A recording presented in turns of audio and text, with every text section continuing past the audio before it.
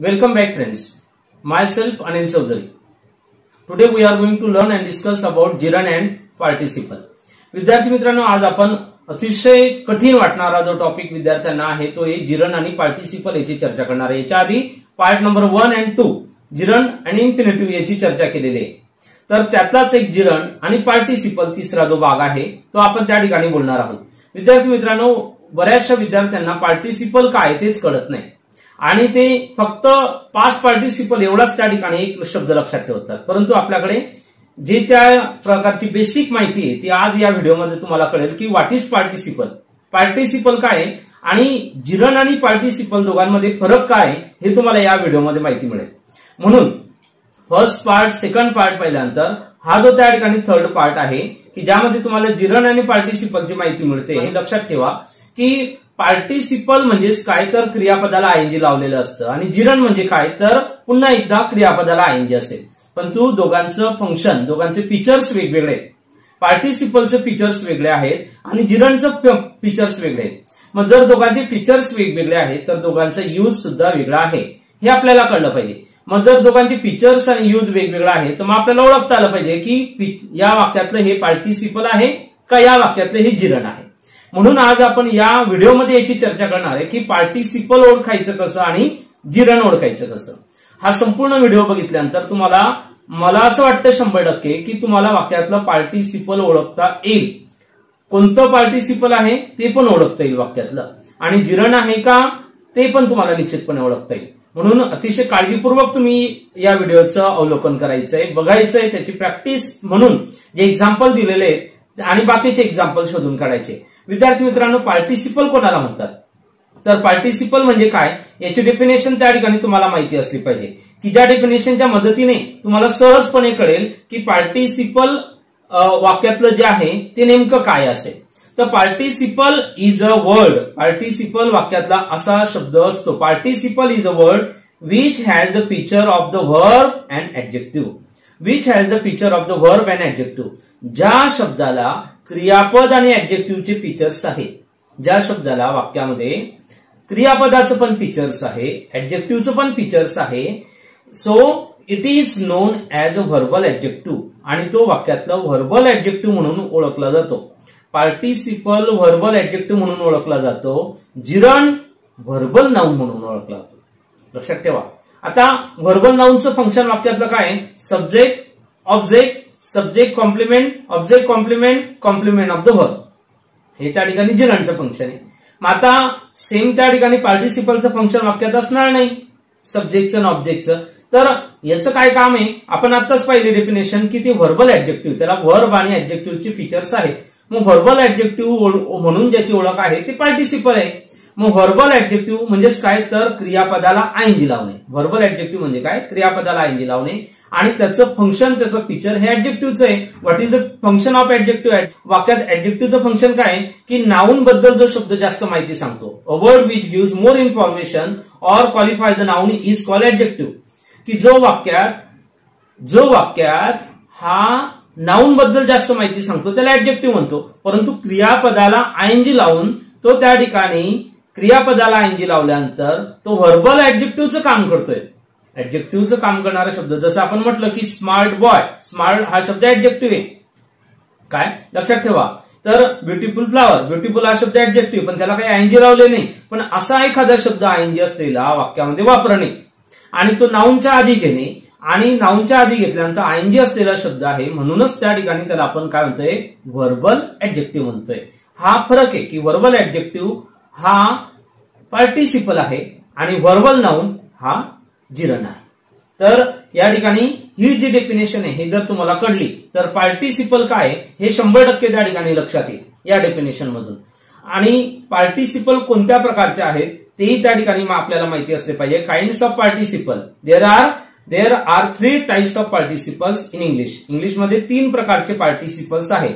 आपल्याला एकच पार्टिसिपल माहिती असतं आणि ते कोणतं, ज्याला बरेचसे लोक पीपी असं म्हणतात, पास्ट पार्टिसिपल. एकच पार्टिसिपल माहिती आहे सगळ्यांना नाही, तर एकच पार्टिसिपल नाही. There are 3 kinds of participle. First participle is the present participle, past participle is the second First participle, present participle. Second, past participle. And third one is a perfect participle.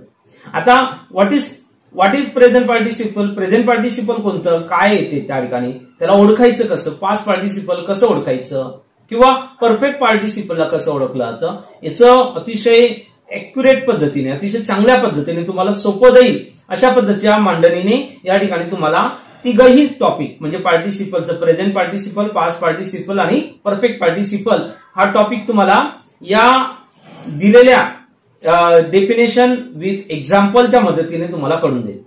आता definition short मध्ये घेतली आपण. Present participle काय, present participle कसं ओळखायचं आपल्याला वाक्यामध्ये, हे एक प्रकारचं क्ल्यू आहे की जो प्रेझेंट पार्टिसिपल तुम्हाला ओळखता येईल. प्रेझेंट पार्टिसिपल ओळखताना व्हर्ब प्लस आयएनजी, हे तर माहिती आहे आपला की क्रियापदाला आयएनजी लावायचं, पण त्याचा उपयोग आपण ऍडजेक्टिव्ह प्रमाणे करतोय. मग व्हर्ब प्लस आयएनजी या अर्थाने त्याला व्हर्बल ऍडजेक्टिव्ह असं म्हणतात. Present participle verbal adjective. Second आहे त्या ठिकाणी वाक्यामध्ये दिलेलं पास्ट पार्टिसिपल. आता हे सर्वांनाच माहिती असतं बरंचसं. पास्ट पार्टिसिपल त्याला आपण म्हणत आलोय दोघांच पार्टिसिपल काय, पी, ज्याला म्हणतो पी. वाक्यात असेल V3 क्रियापदाचं तिसरं रूप, जसं गो फर्स्ट, वेंट सेकंड, गॉन तिसरं, प्ले प्लेड, कॅच कॉट हे वाक्यातलं V3 आहे. मग हे V3 आपल्याला त्या ठिकाणी माहिती असतं आणि ते V3 आहे त्यालाच आपण पास्ट पार्टिसिपल म्हणतात. पहिला जो भाग पाहिला व्हर्ब प्लस आयएनजी, त्याला आपण त्या ठिकाणी व्हर्बल ऍडजेक्टिव्ह असं म्हणतोय. आणि तिसरा जो आहे तो आहे परफेक्ट पार्टिसिपल. वाक्यामध्ये having plus V3, having plus past participle, ज्याला त्या ठिकाणी V3 ज्याला म्हणतो आपण, ते वाक्यात असतं हॅवच्या नंतर क्रियापदाचं तिसरं रूप असेल. हे लक्षात ठेवायचंय. विद्यार्थी मित्रांनो लक्षात ठेवा, जिरन आणि प्रेझेंट पार्टिसिपल जे आहे, जिरन आणि प्रेझेंट पार्टिसिपल, आपण आता पास्ट पार्टिसिपल आणि परफेक्ट पार्टिसिपल बद्दल नाही बोलतोय. तर जिरन आणि प्रेझेंट पार्टिसिपल जे आहे ते हॅव द, त्याचं काय म्हटलेलं आहे, gerund and present participle have the same form. Same form आहे म्हणजे कोणता सेम फॉर्म आहे, व्हर्बला आयएनजी लावतो. जिरनला आपण आयएनजी लावतो आणि प्रेझेंट पार्टिसिपल ज्याला म्हणतो त्याला आपण आयएनजी लावतो. हॅव द सेम फॉर्म, त्यांचा सेम फॉर्म आहे. But gerund is a verbal noun, हे माहिती आहे आपल्याला की ज्याची आपण चर्चा केली आहे फर्स्ट पार्ट सेकंड पार्ट मध्ये. Gerund is a verbal noun, क्रियापदाला आयएनजी लावून नाउन प्रमाणे त्याचा उपयोग केलेला आहे. सब्जेक्ट ऑब्जेक्ट त्याप्रमाणे फंक्शन पाहतो आपण, हे त्या ठिकाणी असेल ते व्हर्बल नाउन असेल आणि जिरन आहे. आणि प्रेझेंट पार्टिसिपल याची ओळख कशी आहे, ती पण आहे. Present participle is a verbal adjective, क्रियापदाला आयएनजी लावलेलं आहे. व्हर्ब आणि ऍडजेक्टिव्ह याचे दोघांचे फीचर्स त्याच्यामध्ये आहे, त्याला आपण त्या ठिकाणी काय म्हणतोय, प्रेझेंट पार्टिसिपल. तर प्रेझेंट पार्टिसिपल आणि जिरन मधला जो डिफरन्स आहे तो तुम्हाला कळला असेल. विद्यार्थी मित्रांनो जास्तीत जास्त जर तुम्ही एक्झाम्पल बुक्स मधून शोधून काढले तर निश्चितच तुम्हाला सहजपणे ओळखता येईल की प्रेझेंट पार्टिसिपल कोणतं आहे आणि जिरन कोणतं आहे. त्या व्यतिरिक्त अजून आपण थोडीशी चर्चा करूया की पुढे जे दिलेले एक्झाम्पल आहे त्याच्यात तुम्हाला कळेलच की काय आहे, पण फॉर्म्युला आहे, त्या फॉर्म्युलाच्या मदतीने तुम्हाला कळलं पाहिजे की वाक्यातलं जिरन कोणतं आहे आणि प्रेझेंट पार्टिसिपल कोणतं आहे. आणि त्या व्यतिरिक्त अजून एक महत्वाचा क्ल्यू तुम्हाला देतोय, ते सर्वांनी लक्षात घ्या. विद्यार्थी मित्रांनो पहा, व्हर्ब प्लस आयएनजीचं आपण वाक्यामध्ये आणताना कोणत्या पद्धतीने आणतो. एक कडलंय आपल्याला जिरन की ज्याला व्हर्बल नाउन म्हणतात, एक दुसरं कडलं आत्ताच की प्रेझेंट पार्टिसिपल ज्याला व्हर्ब प्लस आयएनजी आहे परंतु व्हर्बल ऍडजेक्टिव्ह आहे. आणि पहिला जो आपण त्या ठिकाणी चर्चेला घेतलेला भाग या क्ल्यू मध्ये दिलाय की व्हर्ब प्लस आयएनजी. आता व्हर्ब प्लस आयएनजी आपण पाहत आलेलो आहे, जसं she is reading, he is playing, या वाक्यामध्ये काय केलंय, प्रेझेंट कंटिन्युअस केलंय. शी वॉज ड्रिंकिंग वॉटर, या वाक्यामध्ये पास्ट कंटिन्युअस केलंय. म्हणजे वाक्यामध्ये अपूर्ण वर्तमान काळ, अपूर्ण भूतकाळ, अपूर्ण भविष्यकाळ करण्यासाठी, म्हणजे अपूर्ण काळ करण्यासाठी आपण सब्जेक्टच्या नंतर हेल्पिंग व्हर्ब घेतो. हेल्पिंग व्हर्बच्या नंतर मुख्य क्रियापदाला आयएनजी लावतो. हेल्पिंग व्हर्बच्या नंतर टू बीच्या रूपानंतर क्रियापदाला आयएनजी लावलेलं असेल तर त्या वाक्यामध्ये त्या आयएनजी युक्त शब्दाचा, म्हणजे मुख्य क्रियापदाला आयएनजी लावलेलं असेल आणि टू बीची रूप असेल तर त्याचा उपयोग हा टेन्स दर्शवण्यासाठी करतो, काळ दर्शवण्यासाठी करतो, टाइम दर्शवण्यासाठी करतो. हा आयएनजी असलेल्या शब्दाचा पहिला उपयोग. हा नवीन तुम्हाला म्हणजे आधी याच्या आधी माहिती झालेलं आहे, पण आज आपण आता तिन्ही भाग पाहतोय की आयएनजी असलेला शब्द वाक्यात काय काय काम करतो. तर एक काम, पहिलं काम आहे की तो टेन्स दर्शवतो, तो टाइम दर्शवतो, तो काळ कोणता आहे, वर्तमान काळ आहे का भूतकाळ आहे का भविष्यकाळ आहे, हा एक पहिला भाग. दुसरा दुसरा कोणता आहे जिरण, की क्रियापदाला आयएनजी लावलेला आहे तर त्याचा उपयोग हा व्हर्बल नाउन प्रमाणे केला आहे वाक्यात कर्ता म्हणून किंवा सब्जेक्ट ज्याला म्हणतो आपण, सब्जेक्ट किंवा ऑब्जेक्ट या अर्थाने वाक्यात काम केलं असेल त्याला आपण जिरण म्हणतो. म्हणजे जिरण त्या ठिकाणी वाक्यात असेल, व्हर्ब प्लस आयएनजीचा उपयोग असेल. हा काळ म्हणून नाही, टेन्स म्हणून नाही, टाइम म्हणून नाही. तिसरा जो त्या ठिकाणी आहे ऍडजेक्टिव्ह ज्याला आपण म्हणतोय आणि तो आहे प्रेझेंट पार्टिसिपल. याचाही उपयोग वाक्यामध्ये क्रियापदाला आयएनजी लावलेला असतो पण जिरण प्रमाणे नाही. जिरण मध्ये आणि पार्टिसिपल ज्याला प्रेझेंट पार्टिसिपल म्हणतो याच्यामध्ये काय फरक आहे हे अजून जास्तीत जास्त तुम्हाला डेफिनेशनच्या व्यतिरिक्त समजून घ्यायचं असेल तर एक्झाम्पल वरतूनच कळेल आता.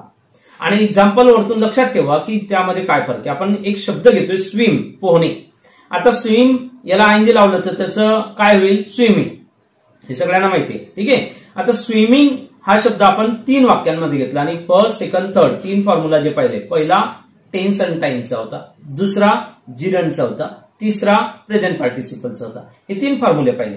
आता तिघ फॉर्म्युले जे वाक्यामध्ये त्या ठिकाणी घेतल्यानंतर हा जिरण आहे की हा प्रेझेंट पार्टिसिपल आहे की हा त्या ठिकाणी टेन्स दर्शवणारा शब्द म्हणजे त्या ठिकाणी तो वाक्यात वापरलेला आहे, ते कसं ओळखणार हे एक्झाम्पल पहा. एक्झाम्पलच्या मदतीने बघितल्यानंतर अजून जास्तीत जास्त वाक्यात त्या ठिकाणी तुम्हाला शोधायला पाहिजे, पाहायला पाहिजे. जसे आपण वाक्य पण घेतलेले आहे त्याच्या आधी. पहिलं वाक्य दिलंय पहा, आय एम स्विमिंग. आता या वाक्यात दिलंय, पुढे वाक्य वाढवता येतं आपल्याला, I am swimming in the river. ठीक आहे, आय एम स्विमिंग. या वाक्यामध्ये हा काय करतोय जिरण आहे का तर नाही, हा पार्टिसिपल पण नाही. हा वाक्यात व्हर्ब प्लस आयएनजीचा उपयोग हा टेन्स दर्शवण्यासाठी, काळ दर्शवण्यासाठी केलाय, टाइम दर्शवण्यासाठी केलाय. कशावरून टू बीच रूप वापरलेलं, एम आर, वाज वेअर किंवा शाल्विल वापरलेलं असेल आणि क्रियापदाला आयएनजी लावलेलं असेल तर तो काळ दर्शवण्यासाठी. त्याच्यानंतर लगेच त्या ठिकाणी तोचा उपयोग केलेला असेल एम आरच्या नंतर, टू बीच्या रूपानंतर लगेच आयएनजी असलेला शब्द असेल तर तो काळ दर्शवण्यासाठी आहे. हा फर्स्ट पार्ट आपण ज्याचा फॉर्म्युला पाहिला पहिला. ठीक आहे. दुसरं त्या ठिकाणी एक्झाम्पल पहा, आय लाईक स्विमिंग, मला पोहायला आवडतं. आता हे टेन्स साठी नाहीये, स्विमिंग शब्द टेन्स साठी नाही. आय लाईक वरतून आपल्याला कळतं लाईक शब्द कोणत्या काळात आहे तर प्रेझेंट टेन्स साठी आहे, सिंपल प्रेझेंट टेन्स वाक्य आहे. परंतु स्विमिंग शब्द हा त्या ठिकाणी काळ नाही दर्शवत. म्हणजे वरच्या वाक्यात स्विमिंग शब्द काळ दर्शवतोय आणि तो कंटिन्युअस आहे. आणि तो कोणता कंटिन्युअस आहे तर प्रेझेंट कंटिन्युअस आहे, कारण एम इज आर पैकी एक वापरलेलं म्हणून. पण सेकंड एक्झाम्पल जे पाहतोय त्याच्यामध्ये आयएनजी असलेला शब्द आहे पण तो काळ दर्शवत नाही. स्विमिंग शब्द काळ दर्शवणारा शब्द कोणता आहे लाईक आहे. मग स्विमिंग शब्द काय करतोय तर स्विमिंगला आयएनजी लावलंय. आता हा प्रेझेंट पार्टिसिपल आहे का जिरण आहे ते ओळखायचं आपल्याला. तर आय लाईकच्या नंतर हा ऑब्जेक्टचं काम करतोय. लाईकच्या नंतर ऑब्जेक्टचं काम करणारा शब्द असेल आणि त्याला आयएनजी लागलेला असेल तर तो व्हर्बल नाउन आहे. व्हर्बल नाउन आहे म्हणजे तो जिरण आहे. व्हर्बल नाउन कोणाला म्हणतो आपण जिरणला म्हणतो. डेफिनेशन बघा तुम्ही. मग जिरण आहे त्याचं इन्फिनिटिव्ह पण करता येतं आपल्याला. एक लक्षात ठेवा, इन्फिनिटिव्ह करताना जिरणचं इन्फिनिटिव्ह होतं आणि इन्फिनिटिव्हचं जिरण होतं, उलट सुलट होतं. जिरणचं इन्फिनिटिव्ह, इन्फिनिटिव्हचं जिरण होतंय. मग आता स्विमिंगचं आपल्याला टू स्विम करता येईल म्हणून ते जिरण आहे. आय लाईक टू स्विम, इतकं सोपं आहे. आय लाईक टू स्विम ठीक मध्ये करतोय, आयएनजी काढलं, टू लावला, आय लाईक टू स्विम. आता थर्ड एक्झाम्पल पहा, काळजीपूर्वक चेक करा, तुम्हाला लक्षात येईल. आय सॉ स्विमिंग पूल. आता या वाक्यामध्ये काय केलेलं आहे की स्विमिंगचा वापर वरच्या प्रमाणे केला, आयएनजी असलेला. आता आय थर्ड एक्झाम्पल पहा, आय सॉ स्विमिंग पूल. या वाक्यामध्ये स्विमिंग शब्द घेतलेला आहे वरच्या प्रमाणे. वरच्या वाक्यात 1 नंबरच्या वाक्यात काळ दर्शवला, दुसऱ्या वाक्यात जिरण आहे, तिसऱ्या वाक्यात स्विमिंग शब्द काळ दर्शवत नाही. कारण आय सॉ मी पाहिला, मी पाहिला, सॉ शब्द मुख्य क्रियापद वाक्यातलं. मग आणि तो शब्द आपल्याला काळ सांगतोय. मग स्विमिंग शब्द काळ नाही सांगत आहे. वरच्या वाक्यात 1 नंबरच्या वाक्यात काळ सांगत होता, दुसऱ्या वाक्यात तो जिरण होता. आता तिसऱ्या वाक्यात हा इन्फिनिटिव्ह मध्ये रूपांतर करता येत नाही म्हणून तो जिरण नाही. आय सॉ टू स्विमिंग पूल असं येत नाही वाक्यात म्हणून तो जिरण नाही. तिसऱ्या वाक्यातला शब्द जिरण नाही. मग तो शब्द काय आहे तर तो ऍडजेक्टिव्हचं काम करतो वाक्यात. आय सॉ स्विमिंग पूल काय वाक्यात तिसरा जो शब्द आहे स्विमिंग हा शब्द ऍडजेक्टिव्हचं काम करतो. कोणता पूल, पुलाबद्दल जो शब्द जास्त माहिती सांगतोय. आपलं डिपेंडेशन काय ऍडजेक्टिव्हची, a word which gives more information or qualify noun is called adjective. मग स्विमिंग शब्द पुलाबद्दल जास्त माहिती सांगतोय. आय सॉ स्विमिंग पूल म्हणजे आयएनजीचा उपयोग हा त्या ठिकाणी प्रेझेंट पार्टिसिपलचा उपयोग हा ऍडजेक्टिव्ह प्रमाणे केलेला आहे. व्हर्बला आयएनजी लावलेलं आहे, व्हर्बचं पण त्याच्यामध्ये आहे, ऍडजेक्टिव्हचं पण आहे म्हणून त्याला व्हर्बल ऍडजेक्टिव्ह असं म्हणतात. जिरणला व्हर्बल नाउन म्हटलं, याला व्हर्बल ऍडजेक्टिव्ह म्हणतात. आणि त्याचं प्रेझेंट पार्टिसिपल म्हणून वाक्यात उपयोग आहे. म्हणजे सेकंड एक्झाम्पल मध्ये जिरण, थर्ड एक्झाम्पल मध्ये प्रेझेंट पार्टिसिपल पहिल्या वाक्यात काळ दर्शवण्यासाठी केलंय. हे तुम्हाला अतिशय सोप्या पद्धतीने सांगितलंय. आय सॉ स्विमिंग पूल हे वाक्य पाहिलं आपण. विद्यार्थी मित्रांनो, प्रेझेंट पार्टिसिपल आणि जिरण जी कन्फ्युजन विद्यार्थ्यांच्या डोक्यामध्ये असतं, जी भीती मनामध्ये असते की आपल्याला हे कळतच नाही की प्रेझेंट पार्टिसिपल कसं ओळखायचं आणि जिरण कसं ओळखायचं, शिवाय त्या ठिकाणी आयएनजी असलेला शब्द असेल, तो काळ दर्शवलेला असेल, तो कसं ओळखायचं, याचं तुम्हाला जो वाक्यामध्ये जी शब्दाची जागा आहे, प्लेस कुठे, याच्या मदतीनेच त्या ठिकाणी मी तुम्हाला समजून सांगितलेलं आहे की नाऊनच्या आधी वापरलेलं असेल तर तो ऍडजेक्टिव्ह म्हणून वापरलेला आहे, तो प्रेझेंट पार्टिसिपल आहे. जर क्रियापदानंतर आयएनजी असलेला शब्द असेल क्रियापदानंतर, आणि जर क्रियापदानंतर आयएनजी असेल तर तो ऑब्जेक्ट, सुरुवातीला असेल तो सब्जेक्ट, तो काम त्या ठिकाणी नाऊनचं करतो म्हणून आपण त्याला व्हर्बल नाऊन असं म्हणतो, तो जिरणचं आहे. हे लक्षात ठेवायचं आहे. एवढं जरी तुम्ही सोप्या पद्धतीने ओळखलं तरी तुम्हाला जिरण आणि पार्टिसिपल जे आहे ते कळेल. विद्यार्थी मित्रांनो, आपण हा टॉपिक विद्यार्थ्यांसोबत शेअर करा, त्यांनाही समजून सांगा, आणि निश्चितच तुम्हाला हा व्हिडिओ आवडला असेल. आपण तो व्हिडिओला शेअर करा, लाईक करा आणि चॅनल सबस्क्राईब करायला विसरू नका. You listen this video very carefully. Thanks a lot.